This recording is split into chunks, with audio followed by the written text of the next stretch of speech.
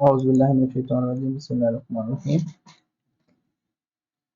اچھا، سب سے پہلے تو ہمارے پاس سیرت پڑھنے کے لیے شروع میں جدھر سے ہمارا کہنا شروع ہوتی ہے اسٹوری، وہ ہوتی ہے حضرت ابراہیم علیہ السلام۔ اس سے پہلے بھی ظاہر بات ہے شروع ہوتی ہے حضرت آدم سے، تو مل لی تو، لیکن جو انبیاؤں کے والد ہیں حضرت ابراہیم علیہ السلام، ٹھیک ہو گیا، ان کی آگے نسل میں سے اسحاق علیہ السلام، اسماعیل علیہ السلام، یعقوب علیہ السلام، یوسف علیہ السلام، ٹھیک ہو گیا۔ تو ایک طرف تو وہ چلتی ہے سلیمان علیہ السلام، حضرت عیسیٰ علیہ السلام، ٹھیک ہو گیا، یہ سب آتے ہیں، اور دوسری طرف حضرت اسماعیل میں سے حضرت صلی اللہ علیہ وآلہ وسلم، ٹھیک ہو گیا۔ تو ہم ان کی اسٹوری سے شروع کریں گے انشاءاللہ، صحیح ہے۔ تو حضرت ابراہیم علیہ السلام کے بارے میں آپ لوگوں کو جو بھی کچھ پتا ہے تو آپ بتائیں پہلے تو، کہ بھئی وہ کہاں کے رہنے والے تھے، کس علاقے کے رہنے والے تھے، اور پھر انہوں نے جو اپنی تبلیغ وغیرہ کا آغاز جو کیا تھا وہ کہاں سے کیا تھا، کیونکہ لاسٹ ٹائم ہم نے ڈسکس کیا تھا کہ ہم اس کو نا اس طرح کے سیشن رکھیں گے کہ انٹریکٹیو وہ تھوڑا سا، جتنا حد تک ہم اس کو کمپلیٹ کر سکیں وہ کریں۔ تو آج ہمارے ٹاپک میں حضرت ابراہیم، حضرت اسماعیل ہوگی، پھر عرب کے بارے میں ہم جانیں گے، اور پھر نسب اطہر کے بارے میں جانیں گے، صحیح ہے، کہ حضرت صلی اللہ علیہ وسلم کے والد کون تھے، دادا کون تھے، پردادا کون تھے حضرت ابراہیم علیہ السلام تک، ٹھیک ہو گیا۔ کوشش کریں گے جتنا کمپلیٹ ہو سکا 1 گھنٹے کے اندر، صحیح ہے۔ تو اس طریقے سے تھوڑا سا ہمارا پیٹرن رہے گا، صحیح ہے۔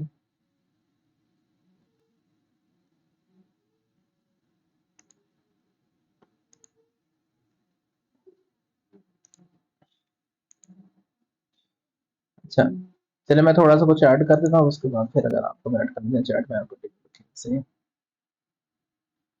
حضرت ابراہیم علیہ السلام کی پیدائش جو ہوئی تھی وہ بابل کے شہر میں ہوئی تھی، جو کہ موجودہ عراق اور دریائے فرات کا مغربی کنارہ ہے، ٹھیک ہے۔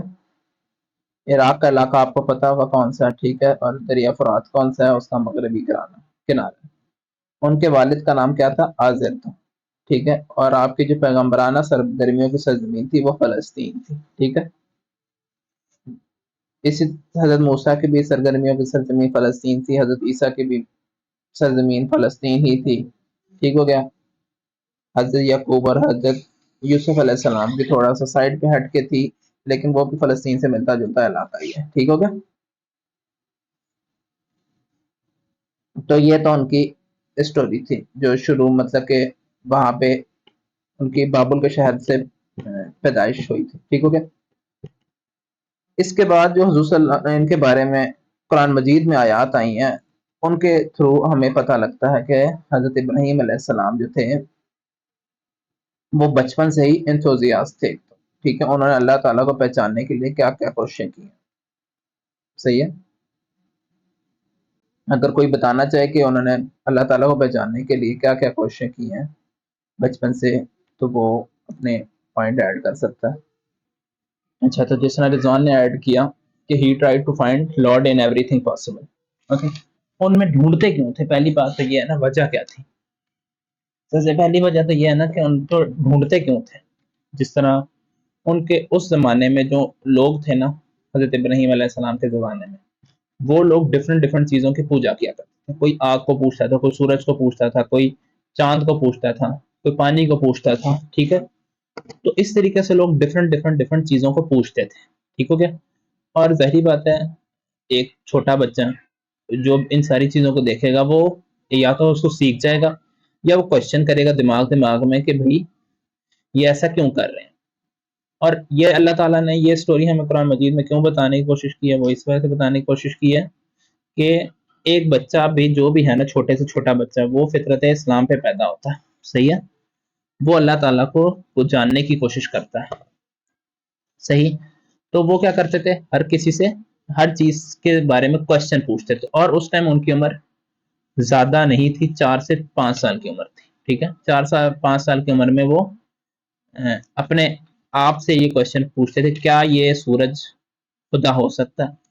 کیا یہ سورج کو خدا دیکھتے تھے، صبح کو سورج کو خدا کے لوگ پوج رہے ہوتے تھے، شام کو دیکھتے تھے سورج غروب ہو جاتا تھا، تو وہ سوچتے تھے کہ یہ کیسے خدا ہو سکتا ہے؟ جب کوئی چیز غروب ہو گئی ہے وہ کیسے خدا ہو سکتی ہے؟ ٹھیک ہو گیا، صحیح ہے۔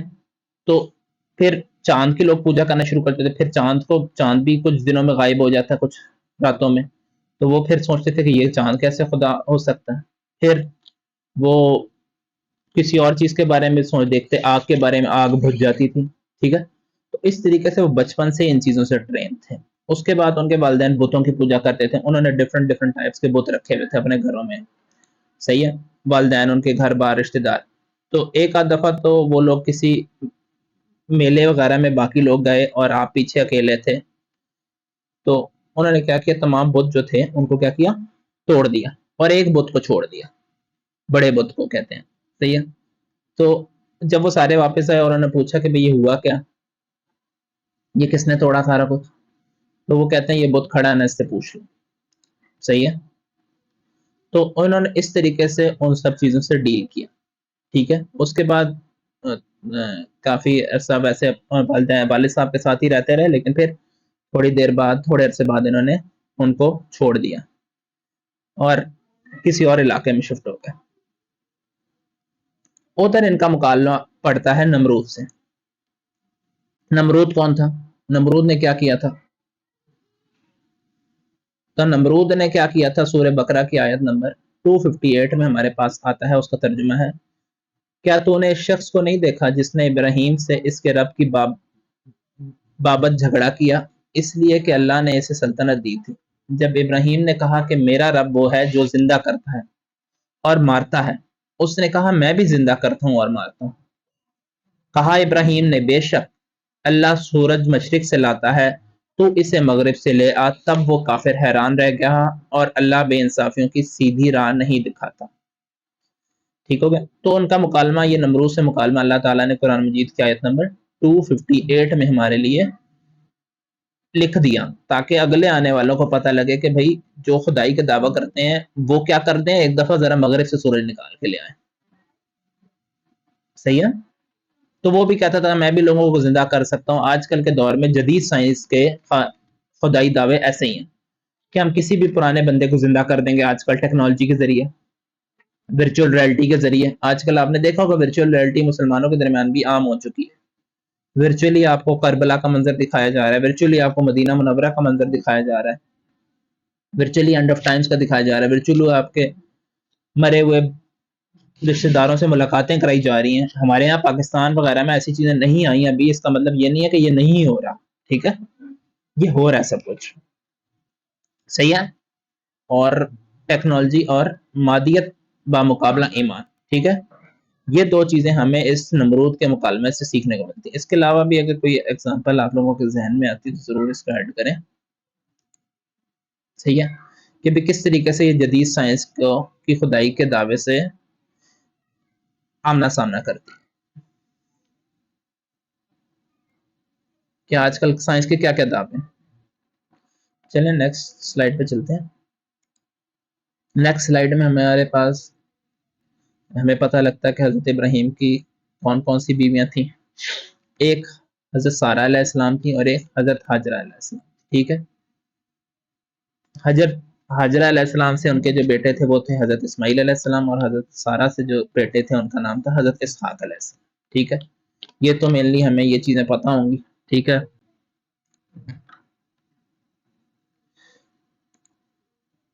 اب ہم آ جاتے ہیں حضرت حاجرہ اور حضرت اسماعیل کے بارے میں جاننے کے لیے، ٹھیک ہے. جب حضرت اسماعیل پیدا ہوئے اس کے تھوڑے عرصے بعد ہی اللہ تعالیٰ کی طرف سے آپ کو خواب آیا، اور اس خواب میں کہا گا کہ آپ ان دونوں کو کیا کریں، مکہ کے پاس چھوڑیں، ٹھیک ہو گیا. اس خواب کے اوپر عمل کرتے ہوئے آپ نے کیا کیا، حضرت حاجرہ اور حضرت اسماعیل علیہ السلام کو میدان عرفات کے مقام پر چھوڑ آئے. تو فلسطین سے لے کر وہ میدان عرفات تک انہوں نے ٹریول کیا. آج یہ اتنا ہی راستہ ہے جتنا سعودی عرب اور فلسطین کے درمیان راستہ ہے، اور وہ لوگ ادھر حملہ نہیں کر پا رہے، صحیح ہے. اتنا مشکل راستہ ہے کہ وہ نہیں حملہ کر پا رہے. وہ اس ٹائم پہ کوئی سواری بھی نہیں تھی، کچھ نہیں تھا، لیکن آج کے دور میں سب قسم کی اویلیبلٹی ہے، سب کچھ ہے، پھر بھی اس طرف پہ کوئی دھیان نہیں، ٹھیک ہو گیا. وہ تو ایک الگ چیز ہے، لیکن ہم اس ٹائم کے کانٹیکس کے اوپر بھی ہم دیکھ رہے ہیں تو ان کو انہوں نے چھوڑ دیا. تو ادھر حضرت حاجرہ علیہ السلام کا وہ آپ سے کوشچن کرتی ہیں، اے ابراہیم آپ ہمیں چھوڑ کر کہاں جا رہے ہیں. نہ یہاں کوئی آدمی ہے نہ کوئی چیز ہے۔ ہاجرہ نے کئی دفعہ اس کو کہا لیکن کسی خاص مسئلے سے ادھر دیکھا بھی نہیں اور نہ کچھ جواب دیا۔ آخر ہاجرہ نے کہا کیا اللہ نے آپ کو ایسا حکم دیا ہے؟ حضرت ابراہیم علیہ السلام نے جواب دیا ہاں۔ تب ہاجرہ نے کہا ہمارا رب ہماری حفاظت فرمائے گا، ہم ضائع نہیں کریں گے۔ یہ کہہ کر واپس آ گئی۔ ٹھیک ہو گیا؟ تو حضرت ہاجرہ علیہ السلام نے کو ذہن میں یہ ڈاؤٹ تھا کہ شاید حضرت سارہ علیہ السلام کی وجہ سے ان کو ادھر ویران علاقے میں چھوڑ دیا، لڑائی وغیرہ کی وجہ سے کہ بھئی دونوں میں لڑائی ہوئی ہے، کوئی بھی مسئلہ ہے اس ویسے ادھر چھوڑ دیا ہے۔ تو انہوں نے ان سے کوشچن کرنے کی کوشش کی کہ مجھے بتائیں کہ میں چھوڑ کے جا رہے ہیں۔ صحیح ہے، انہوں نے بار بار پوچھا لیکن جب انہوں نے اینڈ میں پوچھا کہ آپ اللہ کی وجہ سے چھوڑ کے جا رہے ہیں تو انہوں نے کہا کہ ہاں میں تمہیں اللہ تعالیٰ کی وجہ سے چھوڑ کے جا رہا ہوں۔ صحیح ہے۔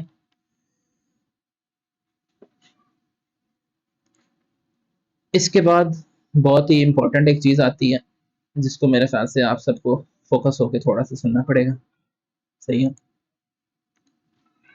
جب آپ ان کو چھوڑ کے تھوڑا دور آ جاتے ہیں پہاڑی کراس کر کے تو آپ یہ دعا کرتے ہیں۔ یہ سورۃ ابراہیم کی آیت نمبر 32 ہے۔ صحیح ہے، 32 یا 34 میں سے ایک ہے۔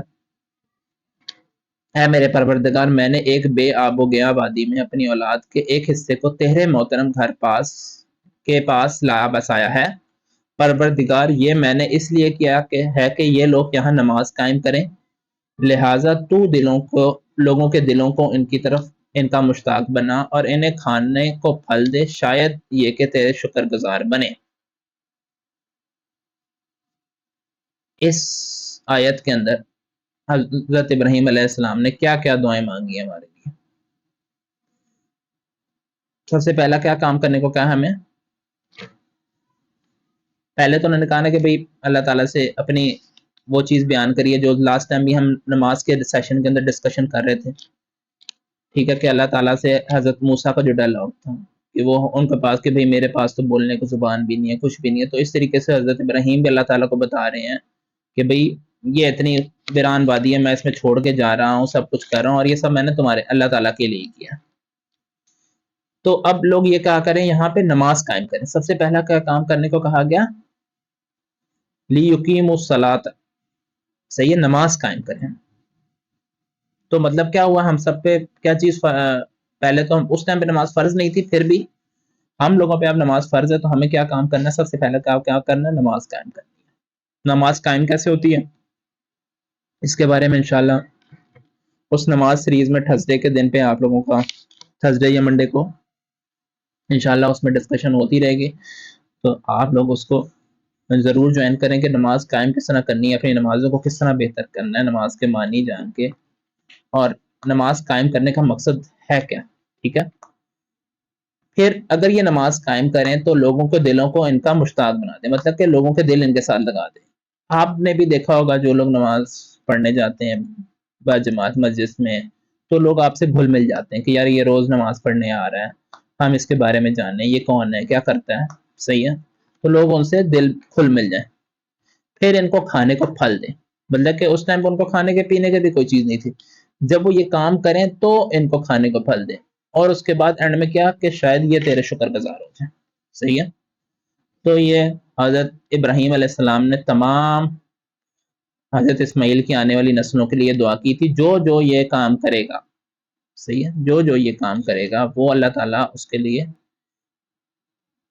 آسانیاں پیدا کریں گے۔ ٹھیک ہے، مطلب کہ آپ پہلے نماز قائم کریں گے تو لوگوں کے دل آپ کے ساتھ جوڑ دیں گے، پھر آپ کھانے کو پھل بھی دیں گے، اور ایٹ دا اینڈ آپ کا ٹیسٹ یہی ہے کہ آپ شکر گزار بنتے ہیں کہ نہیں بنتے۔ صحیح ہے،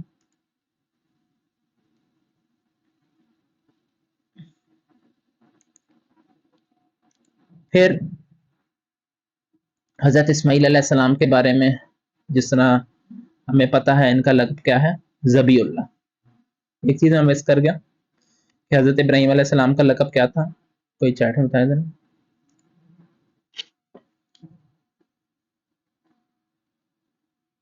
جی میں اس طرف آتا ہوں ضرور، چلیں میں اسی طرف آ ہی جاتا ہوں، جب تک آپ چلیں آنسر تو دینا میرے کوشچن کا۔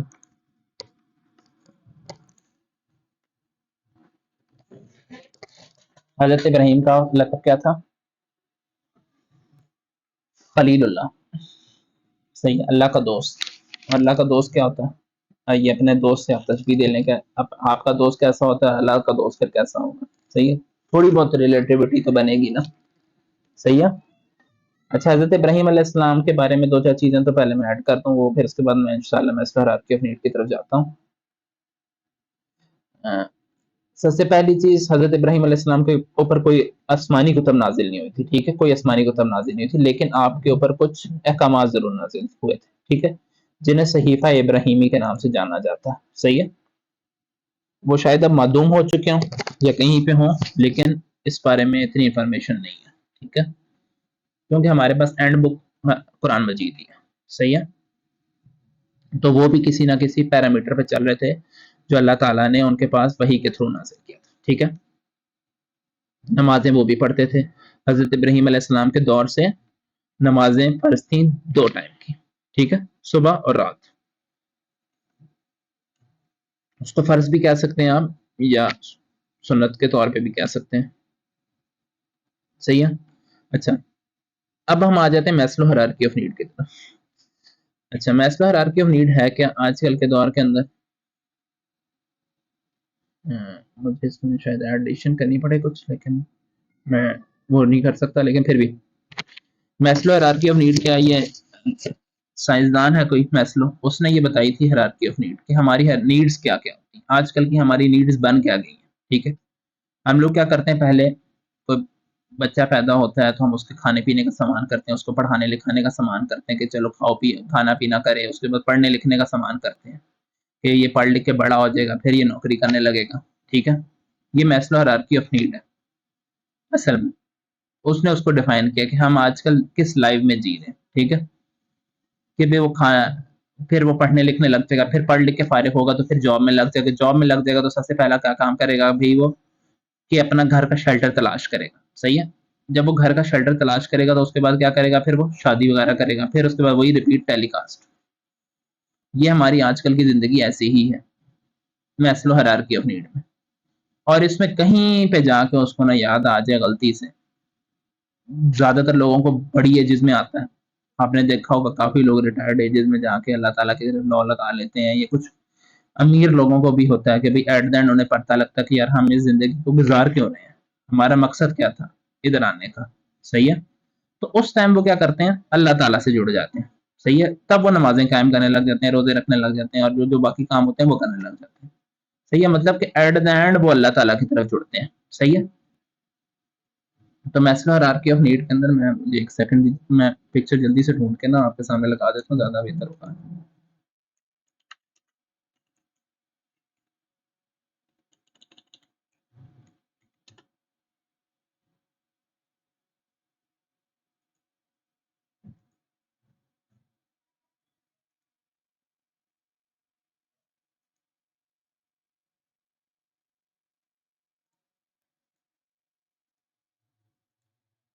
मेरी स्क्रीन शेयर हो रही है आपके सामने? सही है। सही है। तो ये मैस्लो हायरार्की ऑफ नीड है। सबसे पहले वो क्या करता है, साइकोलॉजिकल नीड्स लाइक हवा, पानी, खाना पीना, शेल्टर, स्लीप, क्लॉथ, और बच्चे वगैरह, रिप्रोडक्शन। सही है। पहले आप साइकोलॉजिकल नीड पूरी करने की कोशिश करते हैं, देन सेफ्टी नीड जिसमें पर्सनल सिक्योरिटी आ जाती है, एम्प्लॉयमेंट आ जाती है, रिसोर्सेज आ जाते हैं, हेल्थ आ जाती है, प्रॉपर्टी आ जाती है, सेफ्टी नीड्स।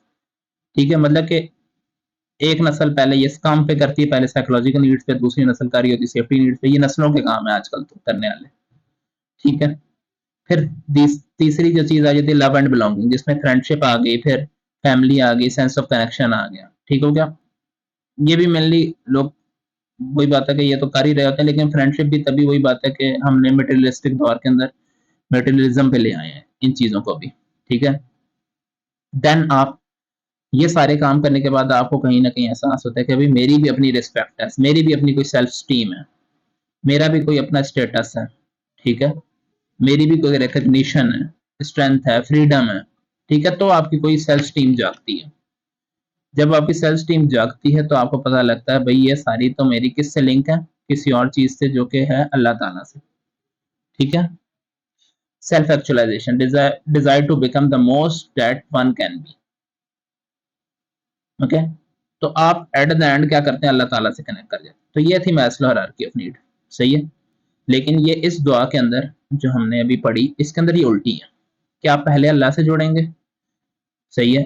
اس معاملے میں لوگ آپ کی عزت کریں گے سیکنڈ، پھر ان کی دوستیاں بنیں گی، پھر ان کی سیفٹی نیڈز پوری ہو جائیں گی، اور اس کے اینڈ میں اللہ تعالیٰ ان کو کھانے پینے کو چیزیں دے گا. صحیح ہے. جس طرح پھر آخر میں آپ وہ تو شکر گزار والا ایلیمنٹ تو الگ ہے، لیکن تو کیا آپ شکر گزار بنتے ہیں کہ نہیں بنتے؟ تب اللہ تعالیٰ آپ کو ٹیسٹ کریں گے کہ بھئی میں نے یہ سب کچھ تو تمہیں دے دیا، جس کی تقدوں میں تم لگے ہوئے تھے شروع سے لے کے اینڈ تک، آخری دن تک. میں نے تمہیں صرف ایک کام کرنے کا کہا، تمہیں یہ ساری چیزیں ملنا شروع ہو گئی، اور یہ آپ کام کرنا شروع کریں تو انشاءاللہ اللہ تعالیٰ آپ لوگوں کے لیے آسانیاں پیدا کرے گا سب کے لیے. اور یہ سچ میں آسانیاں ہوتی ہیں. ٹھیک ہے. تو میسلو ہائرارکی آف نیڈز میں کسی کا کوئی کوشچن ہو، کیوری ہو تو پلیز بتائیں.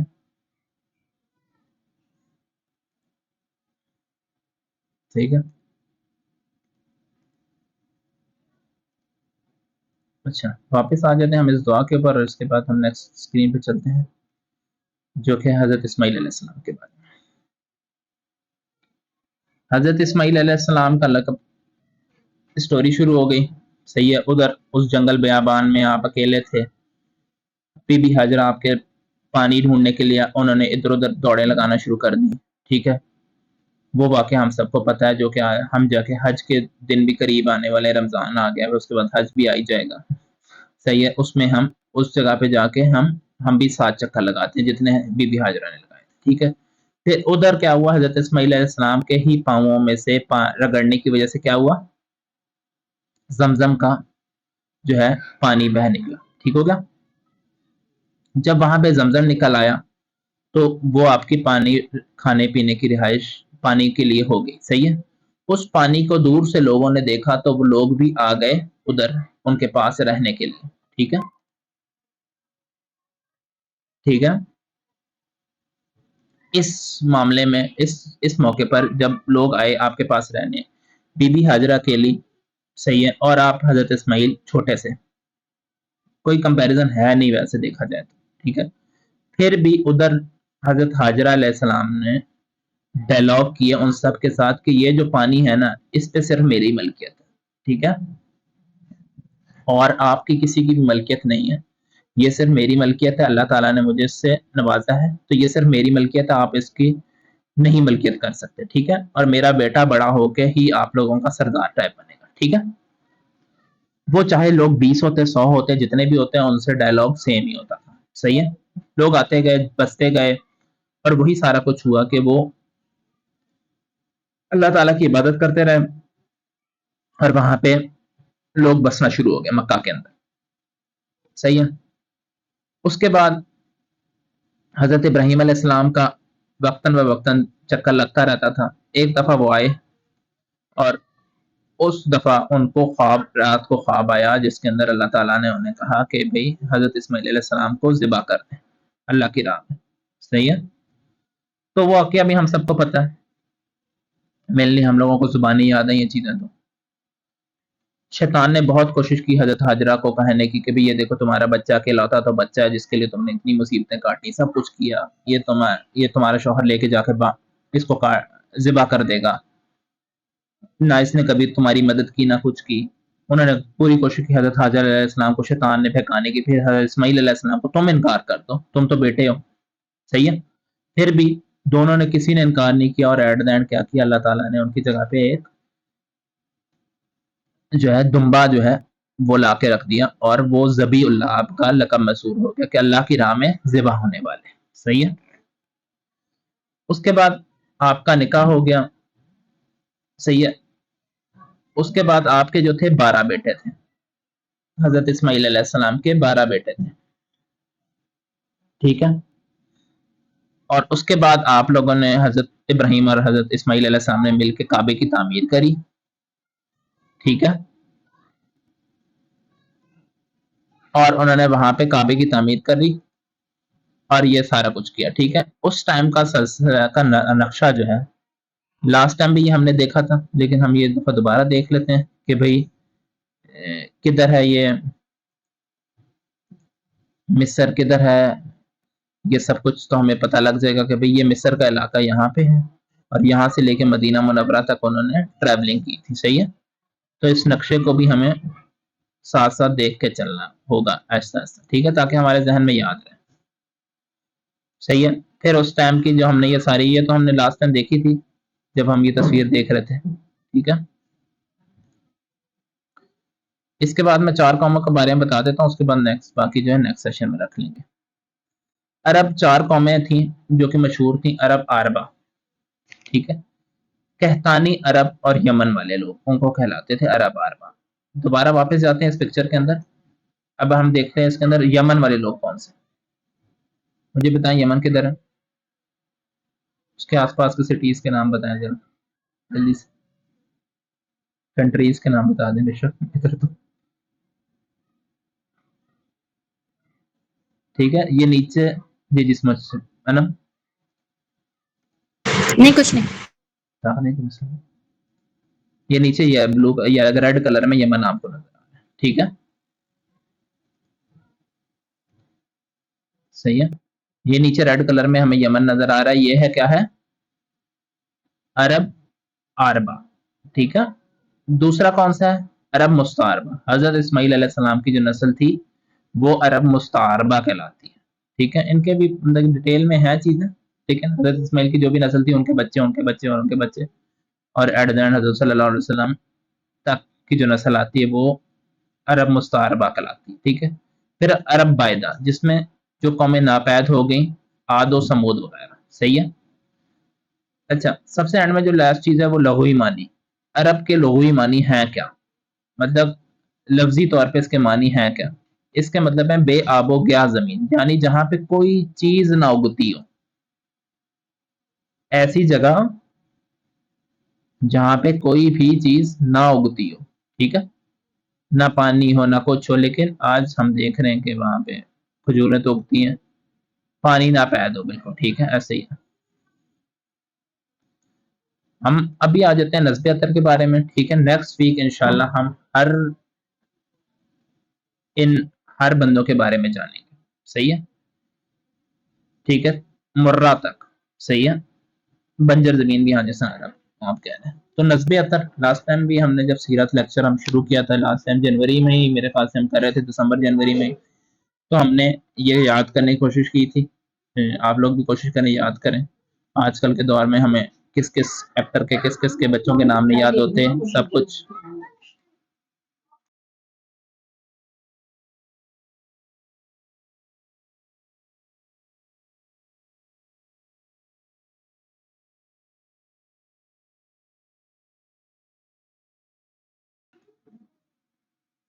اچھا. تو میں بات کر رہا تھا کہ ہمیں آج کل کے دور میں کس کس ایکٹر کے بارے میں نہیں پتا ہوتا, کس کس کے بچوں کے بارے میں نہیں پتا ہوتا. سب سے پڑھ کے تو ہمارے پولیٹیشینس کے بچوں کے بارے میں ہمیں سب سے زیادہ پتا ہوتا ہے. پھر ابھی قریب کسی بندے کی شادی ہوئی تھی, اس کے بارے میں آپ لوگوں کو ضرور پتا ہوگا. صحیح ہے. تو اسی طریقے سے ہمیں حضور صلی اللہ علیہ وسلم کے نسب عطر کے بارے میں پتا ہونا چاہیے. صحیح ہے. اور انشاءاللہ ہم ان کی کوالٹیز کوانٹیٹیز کا سارا کچھ دیکھیں گے کہ یہ کون تھے, کس طرح تھے, ٹھیک ہے. تو جو یہ ایک حدیث ہے حضور صلی اللہ علیہ وسلم کی, اس کے اندر سے جو یہ آئی ہوئی ہے حدیث جو ہے بخاری کتاب کے اندر باب مابوس نبی صلی اللہ علیہ وآلہ وسلم کے اندر ہے, صحیح بخاری کے اندر, جس کے اندر یہ پوری ڈیٹیل آئی ہوئی ہے, ٹھیک ہے. اور حدیث نمبر ہے صفحہ 543 پہ 1 نمبر حدیث جو ہے, ٹھیک ہے, جلد 1 میں.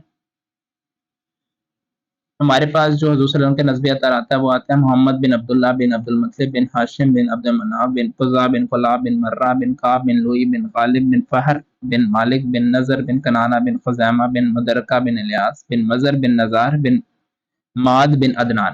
یہ آپ کا والد صاحب کی طرف سے ہے گا.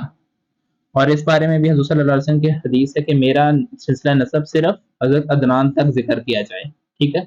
لیکن اس سے آگے بھی کچھ کتابوں میں آیا ہے, ابن حجر کی کتاب میں اس سے آگے کا بھی سلسلہ نسب آیا ہوا, وہ بھی میں آپ لوگوں کے سامنے پڑھ دیتا ہوں تاکہ آپ کو وہ بھی پتا. अदनान बिन अदू बिन मकूम बिन ताहरे बिन यशजब बिन यारब बिन साबित बिन इस्माइल बिन इब्राहिम अलैहिस्सलाम। ठीक है।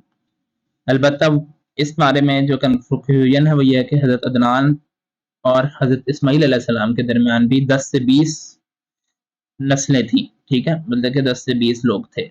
अलबत्ता जो हमारे पे शजर नसब आता है उसमें 4 से 5 लोग ही आते हैं। इस वजह से हज़रत सल्लल्लाहु अलैहि वसल्लम की जो हदीस है कि भाई हज़रत अदनान तक मेरा सिलसिला नसब बयान किया जाए, और इस बारे में 2-4 चीज़ें जो ज़रूरी हैं। किसी भी पैगंबर के जो सिलसिला नसब है ना, वो सारे के सारे पाक हैं। सही है, मतलब कि वो हमेशा सब लोगों के निकाह हुए हैं। ठीक है, निकाहों से ही सबके आगे नस्लें चली हैं। ठीक है। मादरी सिलसिला नस्बत क्या था, मतलब कि वालदा का आपका ताल्लुक किधर से, मोहम्मद इब्ने आमना बिनते वहाब बिनते अब्द मनाफ बिनते जहरा बिन कलाब बिन मर्रा। ठीक है, जहां तक बिन कलाब बिन मर्रा तक जो है आपका जहां पे जॉइंट वेंचर कह लें वहां पे होता है, यानी कि उधर तक आपका मिलता जुलता है उसके बाद से। ठीक है, तो दोनों सिलसिला नसब जाके अदनान तक मिलते हैं। ठीक है,